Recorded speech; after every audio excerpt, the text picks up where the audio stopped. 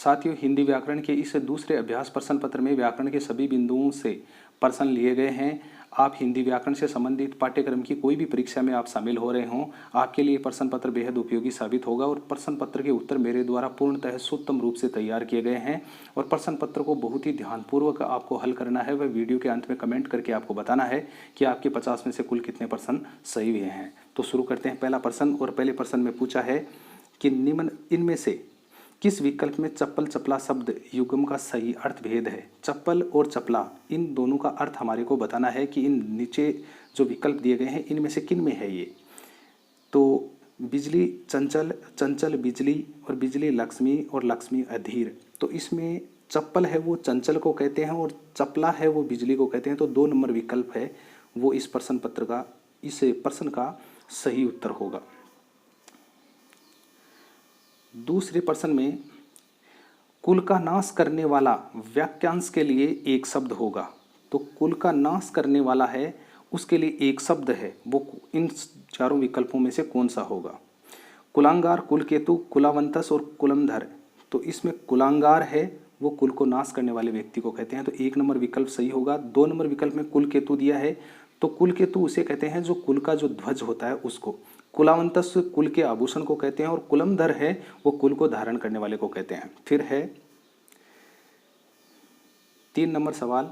और 3 नंबर सवाल में इनमें से किस विकल्प के सभी शब्द शुद्ध हैं। कि विकल्पों में दिए गए जो शब्द हैं वो सब के सब शुद्ध होने चाहिए, ये हमारे को जो विकल्प है वो बताना है। क्रियान्वयन, गरिष्ठ, सिद्धस्थ, टिप्पणी, हितैषी, प्रशस्त, उद्दंड और सर्वोपरि। तो इनमें से 3 नंबर विकल्प है, इसमें हितैषी और प्रशस्त है, ये दोनों शब्द सही हैं। बाकी पहले विकल्प में क्रियान्वयन शब्द है उसमें ये नहीं आएगा, क्रियान्वयन ही होगा, तब जाकर इसमें 1 नंबर जो शब्द है वो गलत है, जबकि गरिष्ठ इसमें सही दिया है। सिद्धस्थ है वो इस जो सिद्धहस्त है उसमें सिद्ध और ध के बाद में है आएगा और यहाँ पर सिद्धहस्त होगा, तो ये 2 नंबर ये गलत है, जबकि टिप्पणी सही है। उद्दंड में उद्दंड सही है। सर्वोपरि में जो री बड़ी लगी है वो री छोटी आएगी, इसलिए ये शब्द है ये गलत है। तो 3 नंबर विकल्प है वो इसका उत्तर होगा। उसके बाद में चौथे नंबर के सवाल में निम्न में से अब्ज का अर्थ नहीं है। तो अब्ज का अर्थ इनमें से कौन सा नहीं है वो हमारे को बताना है। कपूर, कमल, शंख और बादल। तो कपूर, कमल और शंख को तो अब्ज कहते हैं, लेकिन बादल है उसको अब्ज के नाम से नहीं पुकारते हैं, इसीलिए 4 नंबर जो विकल्प है वो इसका उत्तर होगा। अगर अब्ज की जगह जय की जगह अगर द लगा दिया जाए, अब्द कर दिया जाए, तो बादल शब्द है वो स्पष्ट हो जाएगा। फिर 5 नंबर के सवाल में निम्न में से शुद्ध वाक्य का चयन कीजिए। जिलाधिकारी का आदेश है कि सभी नियम का पालन करें, उसका पिता भला आदमी था, टेलीविजन पर सारी घटनाएं बताई गई, मैंने उसकी आड़े हाथों खबर ली। तो इस प्रश्न में हमारे को शुद्ध वाक्य का चयन करना है। तो इसमें जिलाधिकारी का आदेश है कि सभी नियमों का पालन करें, तो यहाँ पर के की जगह अगर की आता तो ये सही हो जाता, लेकिन ये पहला विकल्प है ये गलत है। उसका पिता भला आदमी था, तो उसके पिता भले आदमी थे ये होगा, तो 2 नंबर भी गलत है।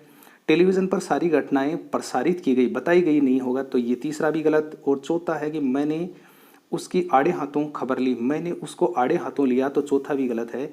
तो इस प्रश्न में कोई भी विकल्प है वो सही नहीं है, तो ये प्रश्न है ये डिलीट हो जाएगा। तो 5 नंबर जो सवाल है उसको आपको अपने जितने भी जो प्रश्न करो उसमें आपको स्वयं को सही मानना है, आपके स्वयं का जो हल कर रहे हो सवाल। फिर 6 नंबर,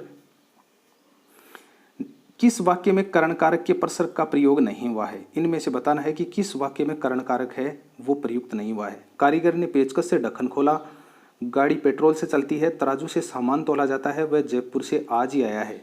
तो कारीगर है वो पेचकस से ढक्कन खोल रहा है, इसमें तो है करण कारक। और गाड़ी पेट्रोल से चलती है ये भी करण कारक का है, और तराजू से सामान तोला जाता है इसमें भी है।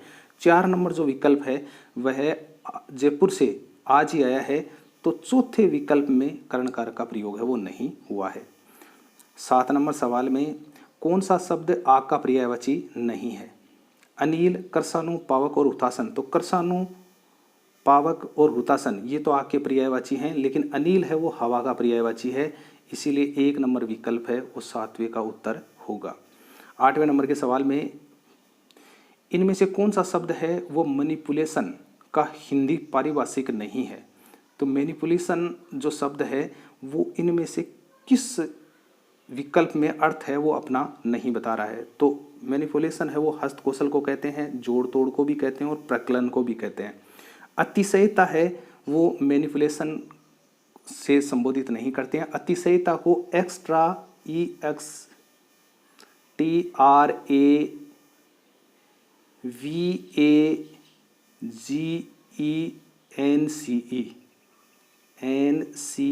एक्स्ट्रावेजेंस शब्द से अतिशयता को परिभाषित करते हैं, एक्स्ट्रावेजेंस।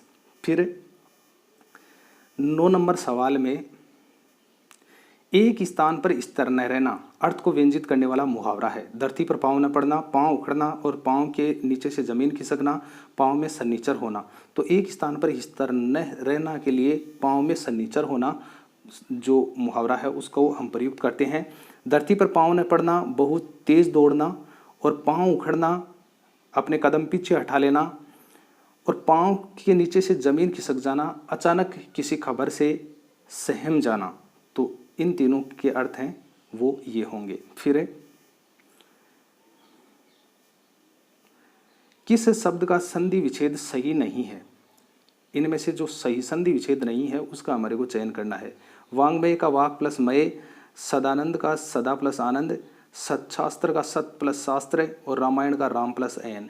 तो वाक प्लस मय का वांग्मय सही है, सत प्लस शास्त्र सच्चास्त्र सही है और रामायण का राम प्लस ऐन ये भी सही है। तो सदानंद है ये, इसमें सत प्लस आनंद होगा, तय के नीचे हलंत लगेगा, दा नहीं आएगा, सत प्लस आनंद होगा तब ये सही होगा। इसलिए 2 नंबर विकल्प है वो इस 10वें सवाल का उत्तर होगा।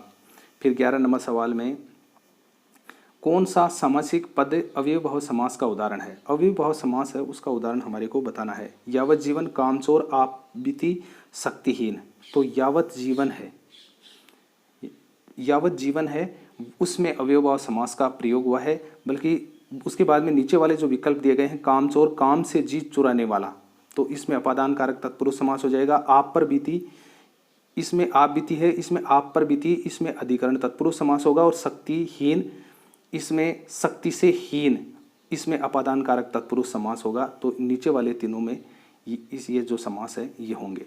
फिर 12 नंबर के सवाल में किस शब्द में सबसे कम उपसर्ग प्रयुक्त हुए हैं। ये जो नीचे विकल्पों में शब्द दे रखे हैं इनमें से ये पूछा है कि सबसे कम जो शब्द हैं वो किस में प्रयुक्त हुए हैं।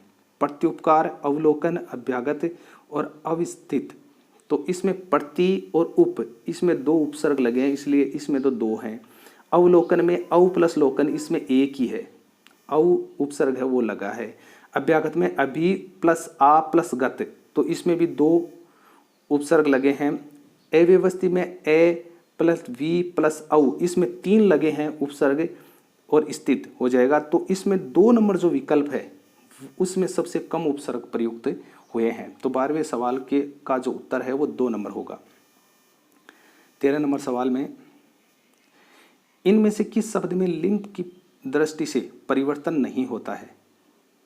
तो लिंग परिवर्तन इनमें से किसका नहीं होता है वो हमारे को बताना है। बाघ, नौकर, हाथ और नायक। तो बाघ से बाघिन होता है, नौकर से नौकरानी और नायक है उससे नायिका हो जाता है। तो 3 नंबर जो विकल्प है वो इसका उत्तर होगा। हाथ का जो लिंग परिवर्तन है वो नहीं हो पाता है। फिर 14 नंबर सवाल में लिखा है दूसरों का भला करोगे तो तुम्हारा भी भला होगा। अर्थ की दृष्टि से ये वाक्य किस प्रकार का है। विधानार्थक, संदेहार्थक, संकेतार्थक और आज्ञार्थक। तो दूसरों का भला करोगे तो तुम्हारा भी भला होगा, ये संकेतार्थक वाक्य है। 3 नंबर इसमें संकेत किया गया है इसीलिए ये संकेतार्थक वाक्य है। फिर 15 नंबर सवाल में किस श्रम श्रुत शब्द युगम का अर्थ भेद सुमेलित नहीं है। नीचे कुछ शब्द दे रखे हैं और उनके आगे अर्थ भी दे रखे हैं। तो इनमें पूछा है कि किसका अर्थ भेद है वो सुमेलित नहीं है। कर्म, कर्म, सिलसिला और कार्य, प्रहार, परिहार, चोट, परित्याग, चीर, चीर, सदा रहने वाला और वस्त्र, अतल और अतुल, तल रहित, अनुपम। तो इसमें 1 नंबर जो विकल्प है उसमें सही नहीं बैठ रहा है। कर्म है उसका जो पहले वाला कर्म है इसका अर्थ होता है कार्य, यानी कि कहने का अर्थ ये है कि जो इसका जो कर्म है ये तो होगा कार्य, और ये जो कर्म है इसका अर्थ होगा सिलसिला। तो इसमें 1 नंबर में सही नहीं बैठ रहा। बाकी जैसे प्रहार है उसका चोट है, और परिहार का अर्थ त्याग है। इसी प्रकार से चिर है इसका अर्थ है सदा रहने वाला, और चीर है ये वस्त्र है। अतल है वो तल रहित है, और अतुल है वो अनुपम है। तो 1 नंबर विकल्प है वो 15 नंबर के सवाल का होगा। किस विकल्प में सभी शब्द शुद्ध हैं? तो इन विकल्पों में कुछ शब्द दिए गए हैं और ये पूछा है कि सभी शब्द जो शुद्ध होने चाहिए, दो शब्द दे रखे हैं और दोनों शुद्ध होने चाहिए।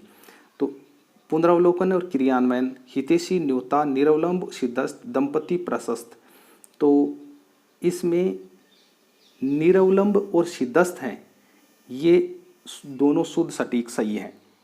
बाकी इन सब में गलतियां हैं। जैसे पुनरावलोकन है उसमें पुनरावलोकन होता है, रा नहीं रे ही आएगा, तो ये भी गलत है। और क्रियान्वयन है उसमें ये नहीं आएगा, क्रियान्वयन होगा, ये भी गलत है। हितैषी में डबल मात्रा आएगी, एक मात्रा तय पर एक मात्रा और आएगी तब यानी कि ये सही होगा, तो ये भी गलत है। न्योता है ये सही है, और दंपति है ये सही है, लेकिन प्रशस्त है उसमें लास्ट में थ नहीं आएगा, थ की जगह पर तय आएगा तब जाकर ये सही होगा। तो 16 नंबर सवाल में 3 नंबर जो विकल्प है वो इसका उत्तर होगा। आगे 17 में निम्नलिखित में से प्रेरणार्थक क्रिया नहीं है, इनमें से कौन सी है जहाँ पर प्रेरणार्थक क्रिया है वो नहीं हुई? दूसरे की प्रेरणा से अगर कोई कार्य किया जाता हो किसी वाक्य में तो वहाँ पर प्रेरणार्थक क्रिया है वो मानी जाती है। जैसे हंसाना, जगाना, लिखवाना और भूलना। तो हंसाना और किसी को हंसाया जा रहा है, किसी को जगाया जा रहा है और किसी से लिखवाया जा रहा है, ये तो प्रेरणा से हो रहा है। लेकिन जो भूलना है वो इस प्रश्न का सही उत्तर होगा, इसमें प्रेरणार्थक क्रिया है वो नहीं है। तो 4 नंबर विकल्प है वो सही उत्तर होगा। 18 नंबर सवाल में किस वाक्य में निपात का प्रयोग नहीं हुआ है? निपात का प्रयोग है वो इन वाक्यों में से किस में नहीं हुआ है?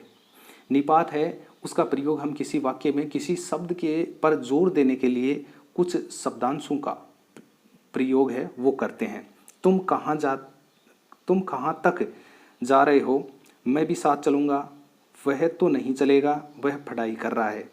तो पहले वाक्य में जो तक है वो निपात आ रहा है। दूसरे में मैं भी, तो यहाँ पर भी दूसरे विकल्प में भी निपात का प्रयोग हुआ है। वह तो नहीं चलेगा, तो इसमें तो है वो निपात के रूप में प्रयुक्त हुआ है। और चौथा जो विकल्प है इसमें किसी भी निपात का प्रयोग नहीं हो रहा है। तो 18 नंबर सवाल का 4 नंबर विकल्प उत्तर होगा। 19 में इनमें से समास की दृष्टि से कौन सा विकल्प सुमेलित नहीं है? रात भर में अव्ययभाव समास, भूमिगत तत्पुरुष समास, चराचर द्वंद्व समास, प्रत्यारोप कर्मधारय समास है। तो रात भर है इसमें अव्ययभाव समास है वो प्रयुक्त हुआ है। भूमिगत में भूमि में गत, तो इसमें तत्पुरुष समास है। चराचर है इसमें चर और अचर, तो इसमें भी द्वंद्व समास है वो प्रयुक्त हुआ है। लेकिन प्रत्यारोप है इसमें कर्मधारय समास नहीं है, इसमें अव्ययभाव समास है। आरोप के बदले आरोप, तो ये इसका समास विग्रह होगा और इसमें अव्ययभाव समास है वो प्रयुक्त होगा। इसीलिए 4 नंबर विकल्प है वो 19 नंबर सवाल का उत्तर होगा। 20 में पानी में थोड़ी बर्फ डालकर उसे धीरे धीरे हिलाओ ताकि वह जल्दी ठंडा हो जाए। इस वाक्य में समुच्चय बोधक शब्द है कि एक वाक्य दे रखे हैं, 2 टाइप के वाक्य दिए हैं। पानी में थोड़ी बर्फ डालकर उसे धीरे धीरे हिलाओ और उसके बाद में वह जल्दी ठंडा हो जाए। इसके बीच में एक समुच्चय बोधक शब्द लगाया है, उसका हमारे को चयन करना है। तो इसमें सीधा ही है कि जो ताकि है वो शब्द समुच्चय बोधक है, उसका प्रयोग हुआ है। 3 नंबर विकल्प उत्तर होगा। फिर 21 में किस वाक्य में मध्यम पुरुष सर्वनाम प्रयुक्त हुआ है? मैंने अपना काम कर लिया है, आप गांव से कब आए, आप काज महाकाज, वह अपने आप चला जाएगा। तो इसमें मध्यम पुरुषवाचक सर्वनाम है, उसका प्रयोग किस वाक्य में हुआ है ये हमारे को बताना है। तो उत्तम पुरुषवाचक सर्वनाम, मध्यम पुरुषवाचक सर्वनाम और अन्य पुरुषवाचक सर्वनाम, ये सर्वनाम के 3 जो अलग प्रकार हैं। उनमें से मध्यम पुरुषवाचक सर्वनाम है वो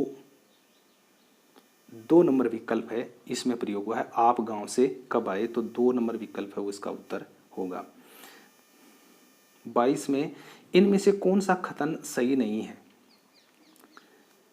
ए कंठ्य ध्वनि है, आ दीर्घ स्वर है, ई मूल स्वर है और ई संयुक्त स्वर है। तो एक तो कंठ्य ध्वनि है, आ दीर्घ स्वर है ही, और ई है वो मूल स्वर है। मूल स्वरों के अंतर्गत ए ई उ ये मूल स्वरों के अंतर्गत हम मानते हैं। और ई है वो संयुक्त स्वर नहीं है। संयुक्त स्वर है वो से त्रय और गे और श्रय, ये 4 संयुक्त स्वर माने जाते हैं, क्योंकि ये अन्य जो स्वरों की सहायता से, इनमें स्वरों की सहायता से भी इनको बनाया जा सकता है। तो इसमें से त्रय गे और श्रय ये शब्द हैं, ये संयुक्त स्वर माने जाते हैं। तो ई है वो संयुक्त स्वर है, वो नहीं होगा। तो 4 नंबर विकल्प है वो 22 नंबर के सवाल का उत्तर होगा। 23 में इन निम्नलिखित में से महाप्राण वर्ण है। महाप्राण वर्ण है वो इनमें से बताना है वो कौन सा है? रे ले वे से। तो महाप्राण और अल्पप्राण 2 टाइप के वर्ण होते हैं। तो प्रत्येक जो वर्णमाला है उसके प्रत्येक वर्ग का पहला, तीसरा और पांचवा है, ये तो अल्पप्राण होते हैं। पहला, तीसरा और पांचवा ये वर्ण अल्पप्राण होते हैं, जबकि दूसरा और चौथा वर्ण होता है वो महाप्राण होता है। तो और से और है हैं, ये भी महाप्राणों की श्रेणी में आते हैं। तो 4 नंबर जो विकल्प है वो इसका उत्तर होगा। 24 नंबर के सवाल में किस विकल्प में सभी शब्द विदेशी मूल के हैं? विदेशी मूल के जो शब्द हैं उनके बारे में हमारे को बताना है कि इनमें से कौन से विकल्प के सब शब्द हैं वो विदेशी हैं। मकान दरवाज़ा, कपड़ा पतलून, मिठाई हलवा और स्याही पुस्तक। तो इसमें मकान और दरवाज़ा हैं, ये विदेशी मूल के शब्द हैं। तो 1 नंबर विकल्प है वो इसका उत्तर होगा। 25 में इनमें से कौन सा शब्द राक्षस का पर्यायवाची नहीं है? दनुज, मनुजात, यायावर, दानव। तो दनुज है वो भी राक्षस के लिए, मनुजात भी राक्षस के लिए प्रयुक्त करते हैं और दानव भी राक्षस के लिए प्रयुक्त होते हैं। यायावर है वो यात्री जो घूमने फिरने वाला व्यक्ति होता है उसके लिए हम प्रयुक्त करते हैं। 26 में इनमें से किस शब्द में ये प्रत्यय का प्रयोग नहीं हुआ है? ये प्रत्यय का प्रयोग है इनमें से किस विकल्प में नहीं हुआ ये हमारे को बताना है। महात्म्य, सौंदर्य, भारतीय, आदित्य। तो महात्म्य, महात्मा प्लस ये इसमें तो है, सौंदर्य में सुंदर प्लस ये इसमें भी है, और अदिति प्लस ये इसमें भी ये प्रत्यय का प्रयोग हुआ है। लेकिन भारतीय में ये प्रत्यय का प्रयोग हुआ है, इसलिए 3 नंबर विकल्प है वो इसका उत्तर होगा। 27 में इनमें से कौन सा शब्द अनेकार्थक शब्द पंख से संबंध नहीं है? कि पंख शब्द का अर्थ इनमें से किसका नहीं है ये बताना है। तो पंख कीचड़ को भी कहते हैं, दलदल को तो कहते हैं, और पंख पाप को भी कहते हैं, और पंख है वो पंचक को नहीं कहते हैं। 3 नंबर विकल्प है वो 27 नंबर सवाल का उत्तर होगा। 28 में इनमें से किस विकल्प में सही संधि नहीं हुई है? योगी प्लस ईश योगेश, सट प्लस आनंद सटानंद, और नव उड्डा नवोड्डा और वर्षा ऋतु वर्ष ऋतु। तो इसमें सट प्लस आनंद सडानंद है, ये तो सही है। नव प्लस उड्डा नवोड्डा भी सही है, और वर्षा प्लस ऋतु है ये भी सही है। तो 1 नंबर विकल्प है उसमें योगी प्लस ईश में योगीश होगा ना कि योगेश। फिर 29 में इनमें से अशुद्ध वाक्य है। भ्रमर परागों के पुष्पों के परागों को चूसता है, मुझे बहुत प्यास लगी है, महेश अनेक कलाओं में दक्ष है, और इस नदी का पाट बहुत चौड़ा है। तो अशुद्ध वाक्य है वो इसमें 1 नंबर विकल्प में है। भ्रमर पुष्पों के परागों नहीं पराग को चूसता है, तो ये अशुद्ध वाक्य है। बाकी नीचे के दिए गए तीनों वाक्य हैं वो शुद्ध हैं। 30 में अराती शब्द का अर्थ है, हमारे से पूछा है कि अराती शब्द का अर्थ इनमें से किसका है? अपराधी, संरक्षक, शत्रु और लुटेरा। तो अराती शब्द है उसका अर्थ है शत्रु। 3 नंबर विकल्प। फिर निम्नलिखित में से शुद्ध शब्द है, इनमें से शुद्ध शब्द कौन सा है? मद्देनजर, तंदुरुस्त, बावजूद, और सूझबूझ, तो इनमें से तंदुरुस्त है वो एकदम शुद्ध है। बाकी मद्देनज़र में ये के ऊपर मात्रा नहीं है कि मद्देनज़र तब शुद्ध होगा, और बावजूद में बावजूद होगा, वह आएगा वे की जगह आगे, और सूझबूझ में जय की जगह झ आएगा, तब जाकर ये शुद्ध हो पाएंगे। तो 2 नंबर विकल्प है वो 31 का उत्तर है। 32 में अत्यधिक गुस्सा आना के लिए सही मुहावरा है खाल खींचना, खून खोलना, खाक में मिलना और गांठ बांधना। तो अत्यधिक गुस्सा आना है वो खून खोलना है, उसके लिए मुहावरे का प्रयोग है वो हम करते हैं। 33 में निम्नलिखित में से देश शब्द है लड्डू, साड़ी, तेंदुआ और हांडी। तो देश शब्द है वो तेंदुआ है इनमें से, उसके लिए हम जो देश शब्दों के अंतर्गत हम तेंदुआ शब्द को शामिल करते हैं। 34 में निम्नलिखित में से विशेषण से बनी भाववाचक संज्ञा है। विशेषण से अगर भाववाचक संज्ञा बनी है उस शब्द का हमारे को चयन करना है। लड़कपन, दानवता, ममता। तो इसमें लड़कपन भी नहीं है, दानवता भी नहीं है और ममता भी नहीं है। नवीनता, इसमें नवीन शब्द है, नवीन विशेषता है, जैसे प्राचीन और नवीन है ये विशेषताएं हैं, तो नवीन से नवीनता बना है, तो इसमें भाववाचक संज्ञा प्रयुक्त हुई है। फिर विलोम शब्द है सघन का विलोम शब्द है, तो सघन है उसका विलोम शब्द विरल हो जाएगा। फिर 36 में इनमें से किस शब्द में उपसर्ग नहीं है। उपसर्ग जिस शब्द में नहीं है उसका हमारे को चयन करना है। पर्यटन, नकटा, संकल्प, हमराज। तो पर्यटन में परि उपसर्ग का प्रयोग हुआ है, संकल्प में सम प्लस कल्प का प्रयोग हुआ है, सम हो जाएगा सम प्लस कल्प, और हमराज में हम प्लस राज, तो इसमें हम उपसर्ग का प्रयोग है वो हुआ है। लेकिन 2 नंबर विकल्प नकटा है उसमें किसी भी प्रकार का उपसर्ग है उसका प्रयोग नहीं हुआ है। 37 में निम्नलिखित में से अशुद्ध शब्द है, इनमें से कौन सा एक शब्द है वो अशुद्ध है। विद्वत्ता, जीर्ण, प्रतिद्वंदी, मलयुद्ध। तो विद्वत्ता है वो तो सही है, विद्वत्ता सही है, जीर्ण भी सही है और प्रतिद्वंद भी सही है, लेकिन मलयुद्ध इसमें गलत है। मलयुद्ध में जो मैं और लय है इनके बीच में आधा लय और आएगा तब जाकर ये शब्द है वो शुद्ध होगा, इसलिए 4 नंबर विकल्प 37 का उत्तर होगा। 38 में निम्नलिखित में से संकेतार्थक वाक्य है, इनमें से किस वाक्य में संकेत किया गया है। वह कल जयपुर जाएगा, यदि वह कहेगा तो मैं भी जाऊंगा, और कक्षा में शोरगुल मत करो, मेरी बात ध्यानपूर्वक सुनो। यदि वह कहेगा तो मैं भी जाऊंगा, ये संकेतार्थक वाक्य है। फिर 39 में निम्नलिखित में से अकर्मक क्रिया है, इनमें से अकर्मक क्रिया का हमारे को चयन करना है। लिखना है, पढ़ना है, नाचना है, देखना है। तो कोई चीज़ लिखी जा रही है इसमें सकर्मक है, कोई चीज़ पढ़ी जा रही है इसमें भी सकर्मक है, और कोई चीज़ देखी जा रही है तो इसमें भी सकर्मक है। लेकिन नाचना है ये अकर्मक क्रिया, इसमें अकर्मक क्रिया है। फिर अभ्युदय शब्द में प्रयुक्त उपसर्ग है। अभ्युदय शब्द में कौन से उपसर्ग का प्रयोग हुआ है। अभ्य, अब, अभी और अभी। तो इसमें 4 नंबर विकल्प सही होगा, अभी प्लस उदय होगा, तो अभी उपसर्ग का प्रयोग है वो इसमें हुआ है। फिर सिंह रूपी नर विग्रह से निर्मित समास है। एक समास विग्रह करके हमारे को पूछा है कि सिंह रूपी नर है उसका, ये तो समास विग्रह है, और इससे कौन सा जो शब्द है वो बनेगा। नरसिंहा, सिंहा नर, सिंह नर और नरसिंह है। तो 4 नंबर विकल्प है वो इसका उत्तर होगा, नरसिंह शब्द है वो बनेगा। फिर 42 में नद्यागम शब्द का सही संधि विच्छेद होगा। नदी प्लस आगम, नदी प्लस अगम, नदियागम और नदी आगम। तो 3 नंबर विकल्प है वो सही संधि विच्छेद होगा, नदी प्लस आगम इसका संधि विच्छेद बनेगा। 43 में निम्नलिखित वाक्यों में से शुद्ध वाक्य है।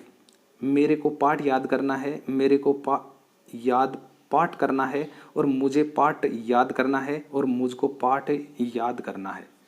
तो शुद्ध वाक्य है वो 3 नंबर विकल्प में है, मुझे पाठ याद करना है, ये शुद्ध वाक्य होगा। साथियों, अगर आप चैनल को पहली बार अगर देख रहे हैं तो आप चैनल को सब्सक्राइबर ज़रूर करें, ताकि आने वाले जितने भी जो वीडियो है उनके नोटिफिकेशन आपको सर्वप्रथम मिले, और आप चैनल पर जाकर जितने भी जो प्रतियोगी परीक्षाओं के जो वीडियो डाले गए हैं जो आपके लिए उपयोगी हैं उनको आप अवश्य देखें। फिर 44 में निम्नलिखित में से कर्तवाच्य है।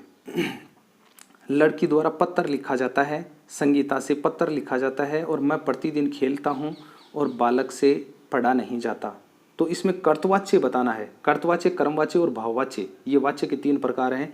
तो लड़की द्वारा पत्र लिखा जाता है, इसमें तो कर्मवाच्य है। संगीता से पत्र लिखा जाता है, ये भी कर्मवाच्य का उदाहरण है। मैं प्रतिदिन खेलता हूँ, इसमें कर्तवाच्य है। 3 नंबर विकल्प है वो इसका उत्तर होगा। और बालक से पढ़ा नहीं जाता, इसमें भाववाच्य है। तो 44 नंबर सवाल का 3 नंबर विकल्प है वो उसका उत्तर होगा। 45 में निम्नलिखित में से रात शब्द का पर्यायवाची नहीं है। प्रभाकर, निशा, भारती, दिनेश। तो रात शब्द है उसका पर्यायवाची शब्द है वो निशा होगा। बाकी प्रभाकर हैं उसका सूर्य, दिनेश का भी सूर्य, ये दोनों तो सूर्य के पर्यायवाची हैं। और भारती हैं वो सरस्वती के का पर्यायवाची शब्द है। 46 में तेजस्वी का विलोम है। कुशल, कुरूप, मेधावी, निस्तेज। तो तेजस्वी है उसका जो विलोम शब्द है वो निस्तेज होगा। 4 नंबर विकल्प है वो इसका उत्तर होगा। जबकि कुशल का विलोम शब्द है अकुशल, कुरूप का स्वरूप और मेधावी है उसका विलोम शब्द मूर्ख हो जाएगा। फिर 47 में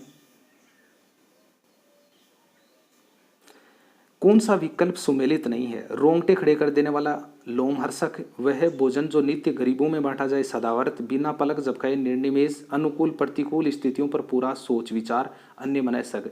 तो रोंगटे खड़े कर देने वाला उसके लिए लोमहर्षक शब्द का प्रयोग करते हैं। वह भोजन जो नित्य गरीबों में बांटा जाए उसके लिए सदावर्त शब्द का प्रयोग करेंगे।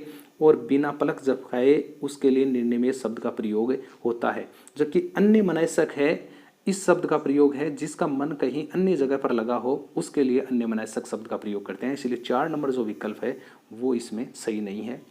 तो 4 नंबर विकल्प उसका उत्तर होगा। फिर 48 में किस विकल्प में परस्पर पर्यायवाची शब्द नहीं है।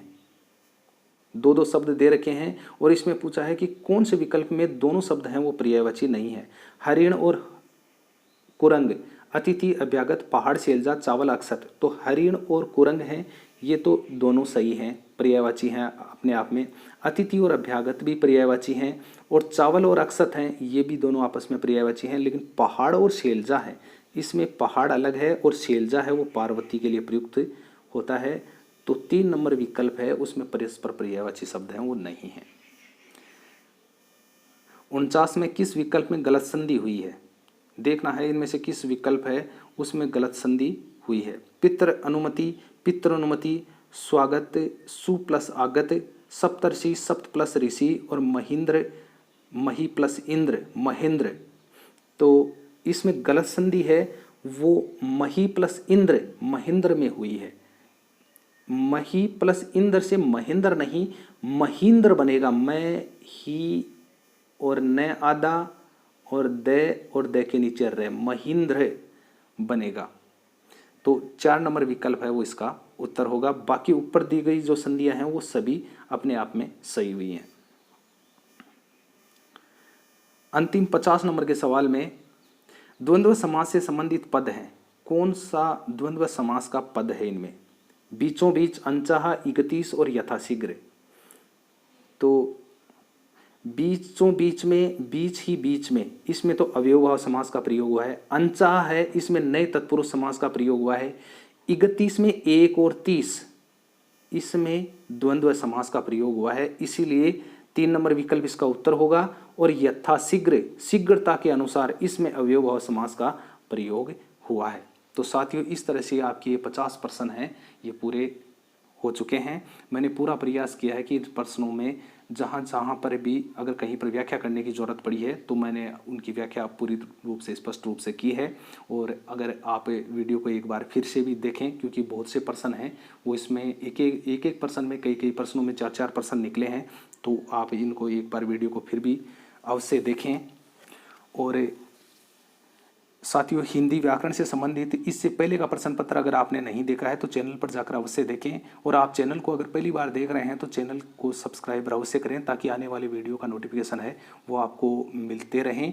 और एक नए वीडियो के साथ मिलते हैं, नए विषय के साथ में। तब तक के लिए जय हिंद, जय भारत।